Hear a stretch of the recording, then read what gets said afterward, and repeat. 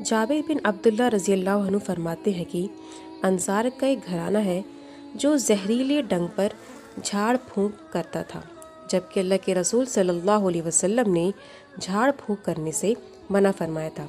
चुनांचा उन लोगों ने आप सल्लल्लाहु अलैहि वसल्लम की खिदमत में हाजिर होकर अर्ज़ किया कि अल्लाह के रसूल, आपने दम करने से रोक दिया है, हालांकि हम लोग जहरीले डंग पर झाड़ फूंक करते हैं। तो आप सल्लल्लाहु अलैहि वसल्लम ने फरमाया कि तुम अपना झाड़ फूंक मुझे सुनाओ।